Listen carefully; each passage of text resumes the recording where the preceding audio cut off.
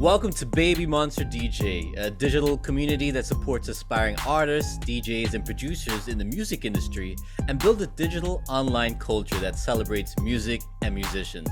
Today we have a music producer and beat maker by the name of Frisco Beats. He's a music producer based in the New York, New Jersey area. Growing up in the East Coast afforded Frisco a front row seat to the development and evolution of hip-hop, freestyle, Latin infusion, and many other forms of musical sounds and landscapes that emerged in the 1980s musical scene, all of which influenced his musical development and artistry. It is my pleasure and honor to introduce producer and beatmaker Frisco Beats. Thanks for coming on, man. Yeah, please tell us about yourself, a little about yourself. How did you get here? What's your musical journey? How did you get into making beats and becoming a producer? It's crazy. It's not crazy, but it's a funny story. It's actually back in the day, I aspired to be a rapper, more, we had a small group called the Deaf Defying Sounds. What happened was my sister actually needed a kidney. Oh.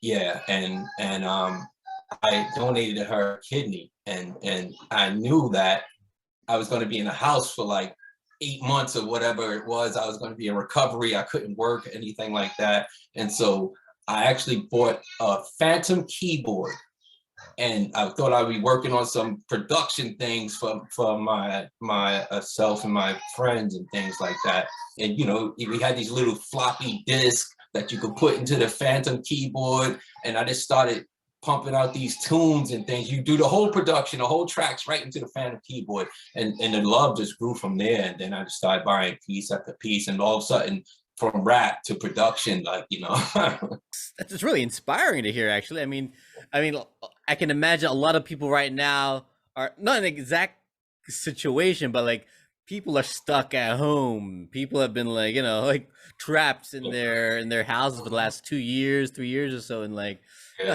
having to find a passion or a hobby and to learn this new skill. And was it hard? Was it difficult? What was the struggles or challenges of picking this up? Yeah, definitely have some struggles because it wasn't as much when I started. It wasn't as much YouTube and all these courses online. It just wasn't, learning the hard way. I'm self-taught. So I just was buying things, reading manuals, going at it. And one thing I learned that, I try to do everything with stock plugins. My platform is Logic. Yeah. And Logic comes with a lot of stock plugins and things like that. One advice is you have to increase your sound. You have to grow your library, because you can only do but so much with stock plugins and things like that. And so growing the library, it just changed the world for me, yeah, getting the right sounds and having access to good sounds. Where do you see the future is going in terms of music producing, beat making and stuff? Starting out back in the 80s, 90s. Mm-hmm. How is it now? Is it I can imagine with the technology and everything. They have so many tools now, making it easier and easier.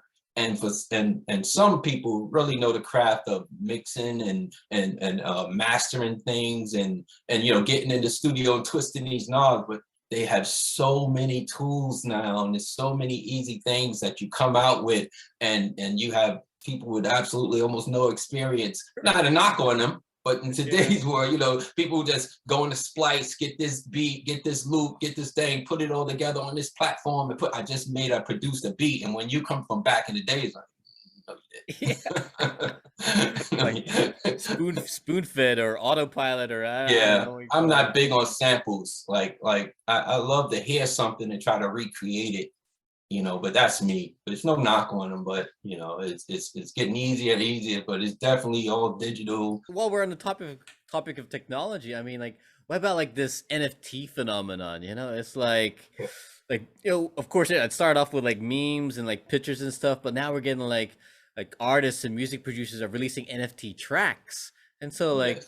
Being an NFT, now it's we're skipping the middleman. We're not going through the music labels anymore, the companies. It's the artists to the audience, peer to peer. It's people are able to put their music out there and get appreciated with this new technology. What are your thoughts on this whole phenomenon? Yeah, actually, I thought it was an amazing idea. Like as I honestly, I don't know much about it, but I'm understanding where it's going. And what actually drew my attention to it was, like you said, when it was just the pictures and things. Like, I love football, and Right. Jerry, one of my most favorite athletes of all time is Jerry Rice, and he released some of his own, and it made me like think. I'm thinking like, should I get some of Jerry Rice NFTs because he's still alive right now, and so many people love him. But what happens if, God forbid, he passed away or whatever? Everybody want to get. Should I get some now? And so then I started thinking the same about the music, and like, should I get into this now? Like, should I be figuring this out, how to get my own out there and get involved with something? So I'm studying, I'm learning now, but I think it's going to be the way it's going. Like, this is ground zero. You like want to get it now, get educated, get purchase, be a part of something that's headed that direction. Do you have any advice for like aspiring like artists or music producers out there who want to make or who want to get into this and stuff? I know some people may do it for money, but it's going to show. If you love doing something, that's going to show. And so I love making music. So whether I get paid or not, I'm just always making new music. And the crazy thing is, you have some artists or some producers, it seems like everything they touch turned to gold. But most of that is because of reputation and a following. So you gotta just keep learning as the times go, because the sounds change. I have so many songs, so many things I've done in the past that I would play now, and I was like, I gotta redo this, like, because it was good then, but it's not good now, just because of the sound. The technology is constantly evolving. On top of loving what you do, you just gotta keep going, doing it. You gotta, if you're gonna do it, you gotta do it. Like, you can't, Right. It's almost like putting yourself on social media. You just can't record something one day and come back 3 days later. It's a full-time job almost, and you just gotta be in it 100% and just don't doubt yourself. And the main thing is just never give up. That saying, the time you give up is the time that your turn was coming. It was right around the corner. It was the next door you had to knock down. Thank you again, Frisco Beats, for being here and sharing your insights and your inspirations and stuff. And we'll have like some links and stuff where we can find your music as well, and like YouTube channel. Frisco Beats on YouTube, just simple Frisco Beats. Same on Instagram, Frisco Beats, and that's basically it.